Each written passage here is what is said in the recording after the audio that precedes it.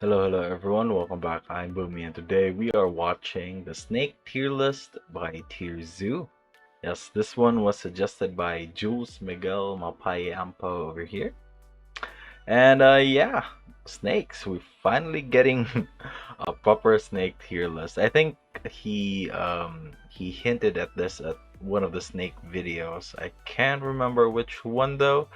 But yeah, who do we think will come out on top? I'm venturing to say it's gonna be the King Cobra. I mean, boas and pythons are probably gonna be high up there. Well, let's see. Let's list all the snakes I know at the top of my head right now. Let's see. Copperheads, sea snakes. Oh shit. I'm blanking out. What was the venom one? Vipers? Pit vipers? There we go. What else? Ah, fuck. Damn it. I can't remember anything more at the moment. But yeah, hopefully we're gonna get more than what I listed here. So I'm excited to go ahead and check this out. So remember, if you like my reactions, don't forget to leave a like. Let me know your thoughts on the video down in the comment section below and consider subscribing. Also, don't forget to leave your suggestions on what I should check out next. That being said, let's go ahead and watch the video. Oh man, this is a long one. 20 minutes, 23 minutes. All right, let's go.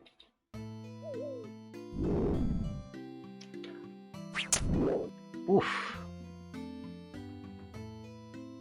Got booped. Snakes are one of the most feared classes in the game, with a number of powerful builds and a vast array of uniquely lethal abilities. However, some of these strategies have clearly been more successful than others.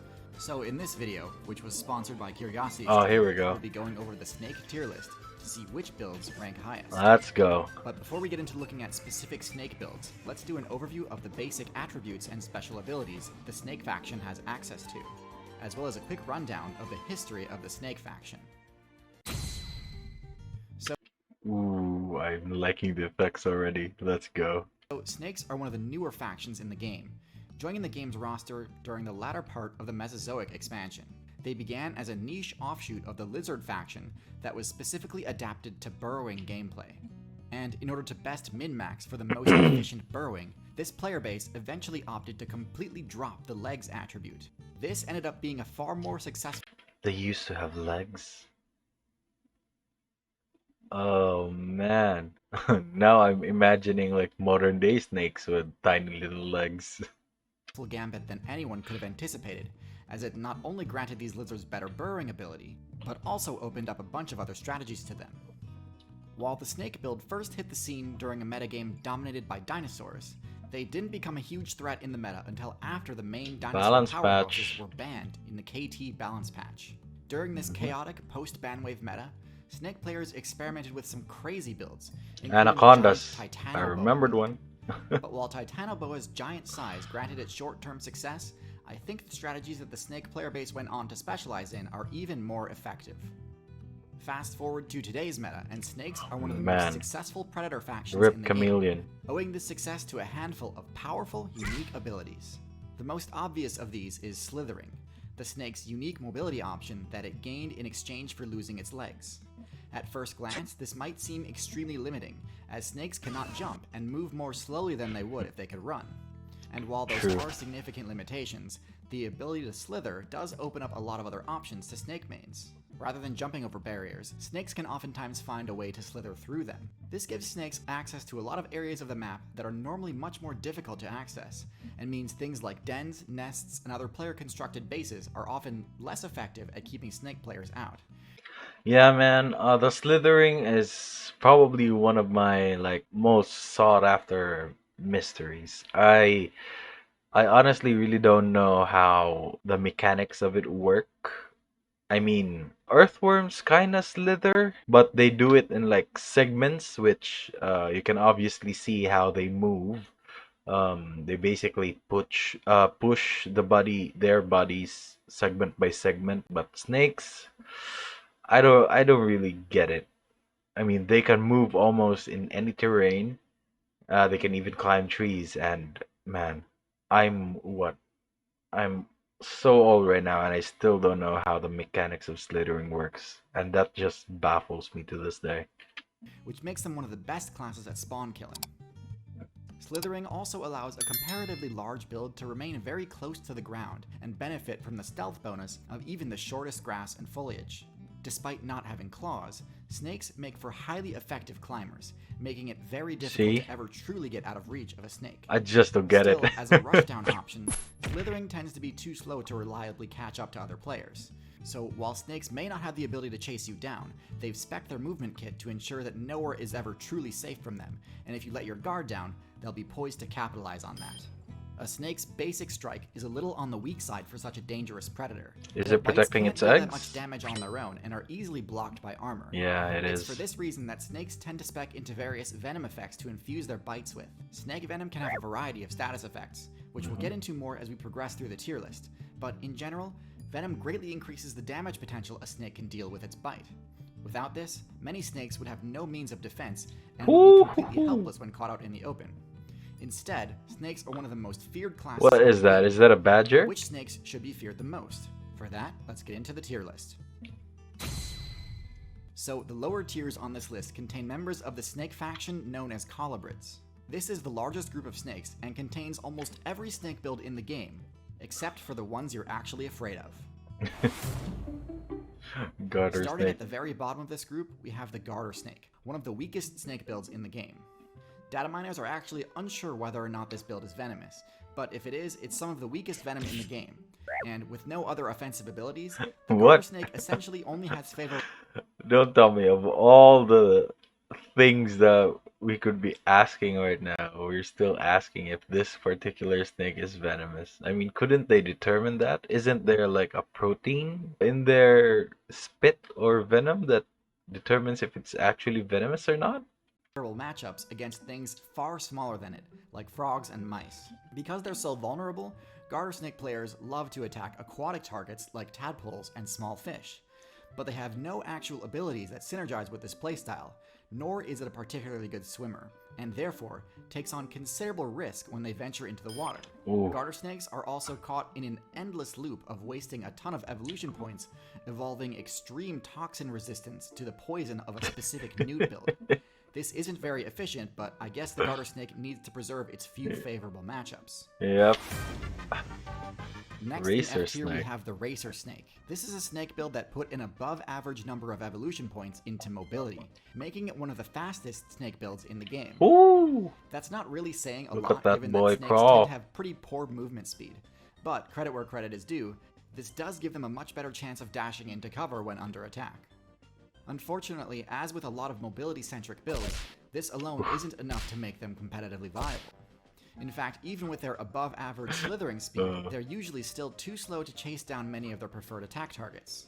They're also worse climbers than most snakes, making them one of the few snakes that can be countered by simply climbing out of reach.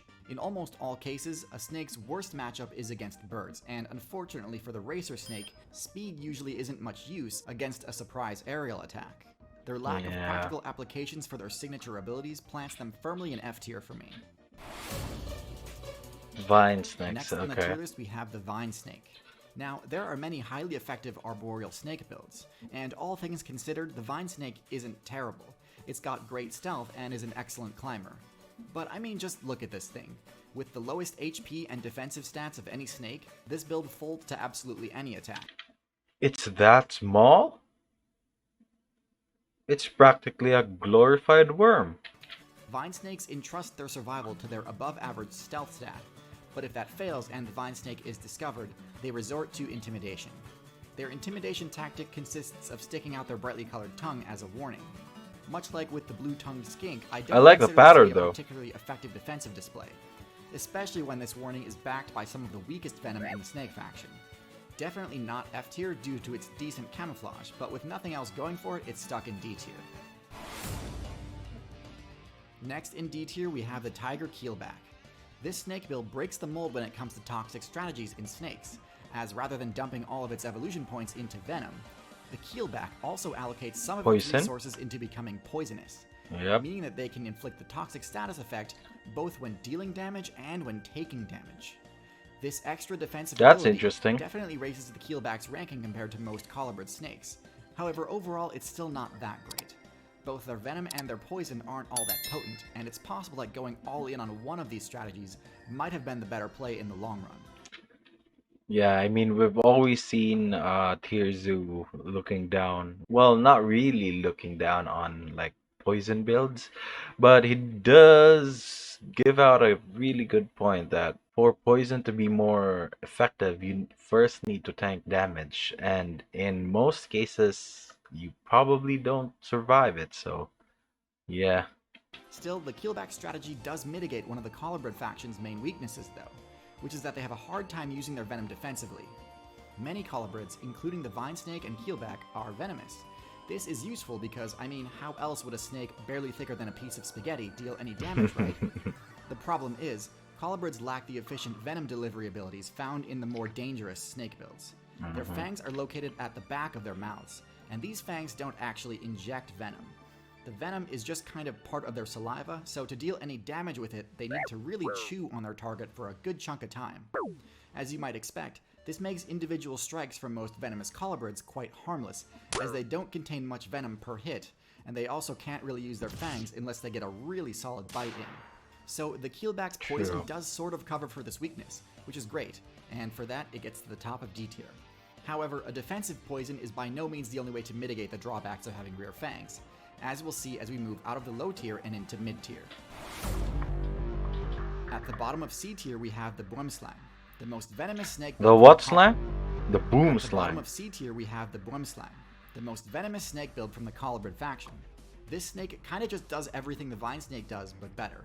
It's an excellent climber and has great camouflage, but also packs a devastating bite with extremely overpowered venom for its tier in terms of potency. And while it does have rear fangs, they're significantly larger than most colobrids. But its best adaptation is that the Boomslang Aw, can open its mouth far look at wider that than cute most fang. snakes, allowing it to deliver a venom-infused bite in spite of the unfavorable location of its fangs. This allows the Boomslang to go toe-to-toe with high-tier builds like the Chameleon, as well as let it use its potent venom as a defensive threat rather than solely just a hunting tool.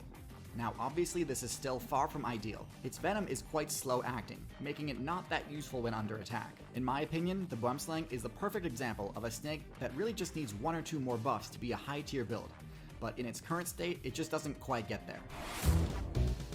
At King the top of C snake. tier we have our last member of the colobrid faction, the King Snake. The King Snake is a large snake build with no venom based abilities. Instead, this is Really? the first Constrictor build on our Constrictors. list. Constriction is a type of grappling attack that, when properly executed, results in a guaranteed KO, even on extremely large targets. Yep. Its main drawback is that this attack strategy is highly vulnerable to disruption. A Constrictor player has to be able to survive all counterattacks from its target while attempting to restrain it. So with that said, you'd think it'd be very difficult to use this technique against a venomous snake, right? Snakes are so flexible that it's very difficult to grapple them without giving them an easy opportunity to bite back. That's where the King Snake's second ability, Venom Resistance, comes in. The ability to ignore all damage from a snake's venom makes the King Snake's matchup against other snakes horribly one-sided. Just for good measure, King Snakes have high enough accuracy on their attacks that they tend to go for the head, which negates a snake's Wow. counter-attack potential even further. Cannibalism. This is about where the King Snake's supremacy ends though, as the rest of its matchups are pretty standard for a snake, and with no venom of its own, it doesn't pose much of a threat to players it can't reliably immobilize in its coils. That's good to know. I've seen one of these before. I think I was visiting our what do you call this? I don't know what the proper term is. Um, farm. God damn it. Yeah, we were visiting one of our farms, and I've seen one of these before, and I was so terrified. But now, knowing what I know, I don't have to be as terrified of these guys since they don't have any venom.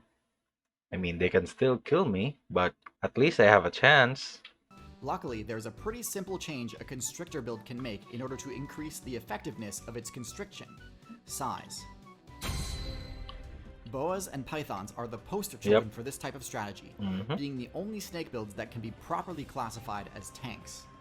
While technically these are two different factions, they are functionally extremely similar and both contain specific examples of highly effective tanky snakes. Although boas and pythons have no venom, their large teeth and incredibly high physical stats make them more than a match for just about any player that challenges them directly.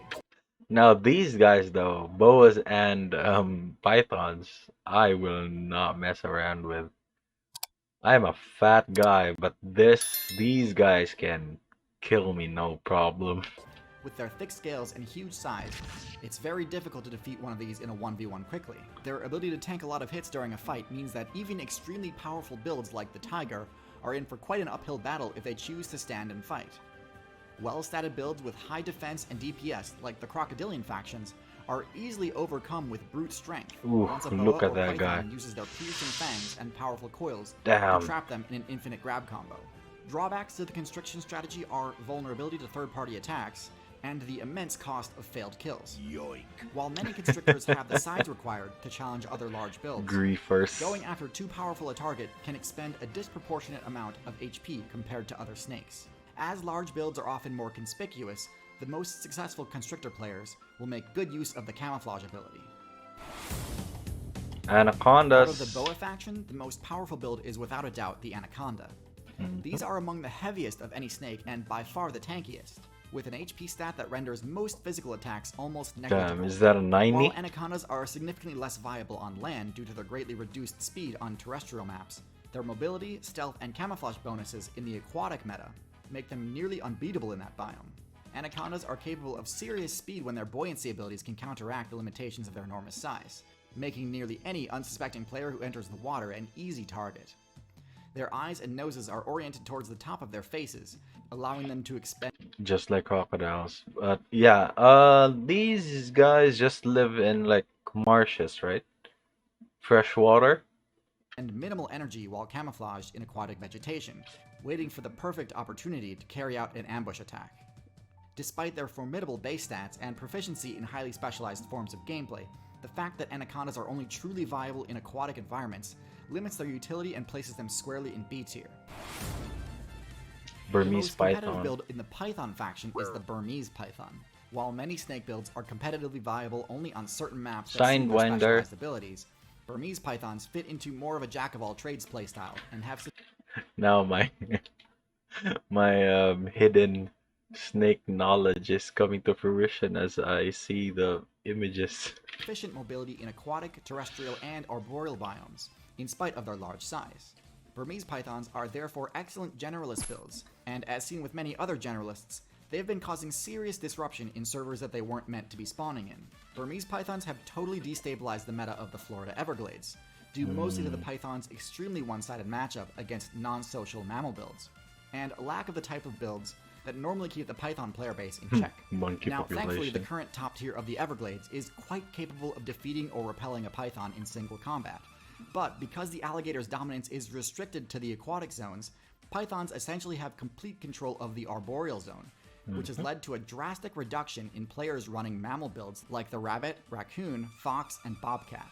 While Burmese pythons come in at the top of B tier due to their versatility, their Still low haven't speed seen stat any and lack of cobras venom makes higher tier snakes or much more vipers. viable choices for most gameplay styles. While some snake builds in lower tiers can use the venom skill, placement in A tier or higher rides almost exclusively on choosing to dump a majority of evolution points into maximizing venom efficiency and delivery methods. Members of the Viper class dominate Yep. the A tier. Among the most feared builds in the game, Vipers have a variety of special offensive and sensory skills that help compensate for their generally low defense stats. Their long, hollow fangs are placed at the front of their mouths and can pierce most armor to deliver lethal doses of venom. But one drawback to the flesh-destroying hemotoxins used by most builds in this group is that they can take a while to immobilize players. Most Viper builds also spec into the infrared heat sensing ability, making them extremely powerful nocturnal ambush attackers Man, I'm really liking the upgrade on the animations here. and compensating for their lack of speed. Some members of the Viper faction tack on tail adaptations too, for access to the intimidation and luring abilities, but these perks are minor compared to the raw offensive potential. Oh damn, I didn't notice that it was a tail there. I thought that was just a random bug that's been crawling on top of it. Coming in at the bottom of A Gaboon? tier are Gaboon Vipers, combining the highest defense stat of any venomous build with near unbeatable stealth and an incredibly high strike speed. Despite their bulky appearance, Gaboon Vipers are almost invisible to spot during gameplay, and Ooh. are notorious for destroying unsuspecting players due to the sheer volume of venom delivered during an attack, despite their relatively underpowered toxicity compared to other Vipers. With the longest fangs of any Viper, they can deal significant physical piercing damage in addition to any toxic effects caused by the venom. They conserve energy by remaining motionless when not in combat, and are rather difficult to provoke into unnecessary Yeah, confrontation. man. That camo just looks like a bunch of leaves. While Gaboon Vipers are an excellent choice for ambush-based play in jungle maps, their lack of versatility and low aggression means they can be easily outmaneuvered by other builds. Cottonmouth. Cottonmouths rank slightly higher in A tier due to their rare ability to use the skill set of the Viper class effectively in the aquatic realm. As the only Viper build in the game with aquatic adaptations, their potent venom and fishhook-shaped fangs make them incredibly effective at farming out fish and frog players for easy XP. This build specs I'm into sorry, the guys. Quaddle I'm not- luring ability at lower levels, I'm not bored. allowing them to quickly I'm become just a bit competitive tired and shed right this now. ability at higher levels in favor of better camouflage. Cottonmouths are also relatively tanky and escape many combat situations by using intimidation tactics. Their dominance in aquatic maps makes them able to occasionally overcome more competitive generalist builds, but this is limited by biome and therefore not useful during the majority of gameplay. Oh my Rounding god, out how A could I tier is forget the rattlesnake? Best suited for desert and forest biomes, these snakes combine a variety of overpowered special abilities with well-allocated base stats. Rattlesnakes are highly capable builds for ambush-based stealth play due to their ability to create thermal maps of other players in low-visibility situations, which makes them one of the most effective counters for mammal players with the night vision ability. Instead of risking health by grappling with other players, rattlesnakes deliver a lethal amount of venom in one quick strike, and then use their prey tracking ability to find them after they've succumbed to toxic status effects. One Yep, major advantage for rattlesnake players paralysis. is the highly effective rattle intimidation technique, which allows them to scare off more powerful challengers without wasting venom or risking serious damage. While rattlesnakes sit at the top of A tier due to their relatively well-rounded stats among members of the Viper We're probably class, gonna see all cobras Viper at the builds are top. still classified as glass cannons and tend to lose out against opponents with quicker acting venom, superior speed, or high enough HP to tank their attacks. Snake builds placing in S tier overcome the weaknesses of other venom users by maxing out mobility stats and employing a variety of highly effective venom delivery techniques. The most competitively viable snakes spec into heavily neurotoxic venom, granting them the ability to inflict toxic damage and status effects far more quickly than lower tier venom users. While these buffs come at the cost of base defense, S tier snakes are only really weak to the rare few players with venom resistance or effective bite. Damn. What is that? A wombat? Coming up first in S tier is the Cobra build. With impressive base speed, these snakes can actively chase down other players rather than having to solely rely on an ambush strategy. Variants of the Cobra build can spec into moderate aquatic and climbing proficiency, allowing for particularly well-rounded gameplay. Their fast-acting venom is mostly neurotoxic, but can have mixed toxic effects that melt through flesh and maximize the amount of pain Ooh. inflicted. Even elephant Melting players, through the flesh, tankiest though? terrestrial build in the entire game, can be taken down by the ridiculous amount of sheer toxic damage inflicted by a well-placed bite. While all Cobra builds have forward-placed fangs to Was that the croissant meme? damage inflicted by a Stop! well-placed I bite. could have dropped my croissant. While all Cobra builds have forward-placed fangs to Croissant. maximize venom delivery, spitting Cobra players can use the only ranged attack in the entire snake class by spraying Oh. venom up to 2 meters through holes at the front Yeah, of their that's fangs. right. Yeah, This we've move has known high this. accuracy I've and can seen this permanently before. blind other players when used effectively. Cobra builds advertise their power by using a unique hood modification, intimidating the vast majority of players away from trying to challenge them in the first place. With enough offensive capabilities to take on an entire Look at that. What are they planning to do here? I mean, they're already within striking distance from the snake. I don't see anyone hiding at the back. What are they hoping to accomplish here, really?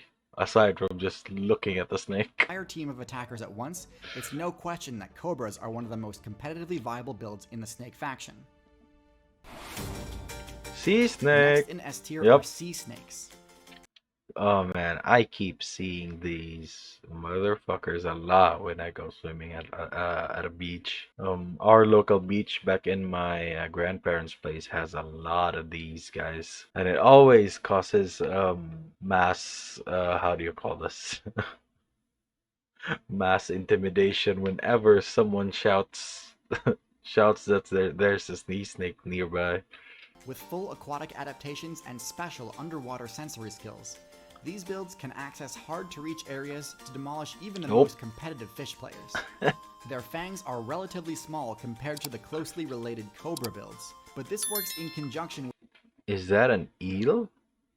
with a special attack style. Their venom is some of the deadliest in the game, but causes almost no pain, meaning that other players may not even know they've been hit before fatal toxic damage sets in.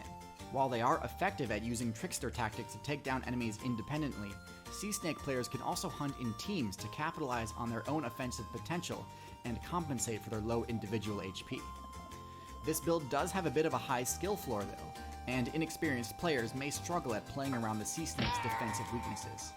The sea snake build has a unique playstyle that can be hard to master, but with the ability to 1v1 eels, Yeah, it is an eel. this build sits at the top for those who enjoy a challenge. Black The Mamba, final build of on this tier list course. is the Black Mamba, with incredibly overpowered base stats Wait, who was the Black Mamba again in basketball? Was it Kobe? I don't follow sports, so I don't know. I just heard that someone that plays basketball calls himself a Black Mamba. for their class, including ridiculous damage and speed. The Black Mamba is by far the most competitive snake, both in terrestrial and arboreal combat situations. Their speed isn't just with respect to movement. The lethal venom of the Black Mamba takes effect extremely quickly, and can decimate enemies of any size Wow. with a high dose delivered in High mobility, quick DOT. That's a good combo right there. each bite. Black Mamba venom imposes a variety of neurological status effects, including respiratory failure and vision loss, making them one of the most feared opponents in direct combat. Mamba builds have an extremely aggressive and fast-paced playstyle that leaves little room for counterplay, especially considering that their HP and I don't think they're playing there. I think they're having the segs. defense stats are among the highest of any venom users due to their large size.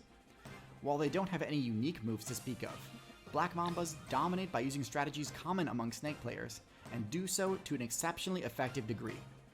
Topping the charts with the highest DPS potential of any snake, and respectable defensive skills to boot, the Black Mamba is the undisputed Now, if it takes down a lion, what's he planning to do with it?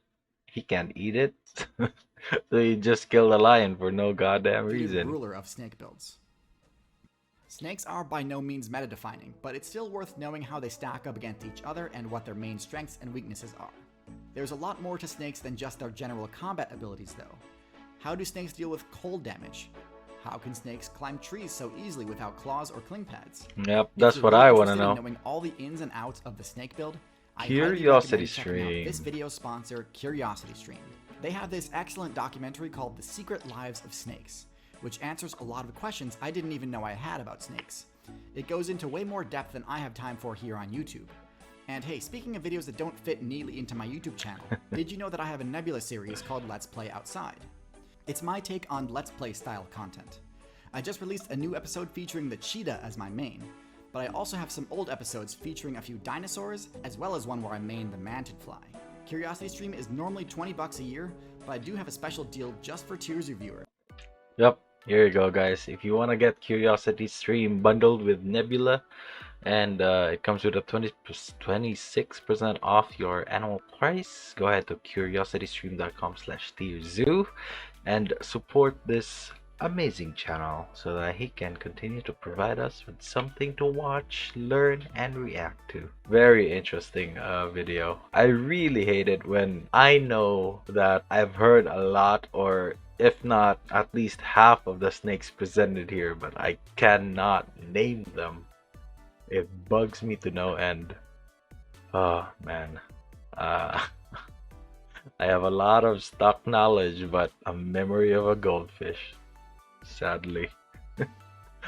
Well, yeah, that was a really interesting video. The King Cobra was obviously a S tier for sure. We knew that already. But what was the last two? I can remember the Black Mamba. Let me go ahead and check.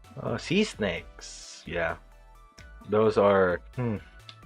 I think among all of the snakes, I am most familiar with the sea snake because that's the one that I've had the most encounters with. Let's see, I have killed around two snakes before. Both were trying to. No, no, no. Wait. Were they both trying? Yeah, both of the times that I killed a snake was they were trying to crawl inside our dormitory. So yeah, I found one hiding in the kitchen, and then another one hiding out back. It was in a different dormitory though, but yeah, same thing. No, I think the second one was an apartment, not a dormitory. But yeah, that's the about the extent of my encounters with snakes. I mainly encounter the sea snakes a lot because my grandparents live near a beach, and way back when I was still young and had very strong bones, I used to swim a lot there. So yeah. Regardless, that was a very good video though. Very informative and as usual very entertaining. But that's gonna be it for me today, guys. Link to my Twitter is down in the description below. Go ahead and check it out if you want to. And if you're new here and enjoyed the video, don't forget to leave a like. Let me know your thoughts on the video down in the comment section below and consider subscribing. And also, don't forget to leave your suggestions on what I should check out next. And I apologize for the screaming dog in the background. But yeah, that being said, thank you so much for watching. And I'll see you all next time. Bye!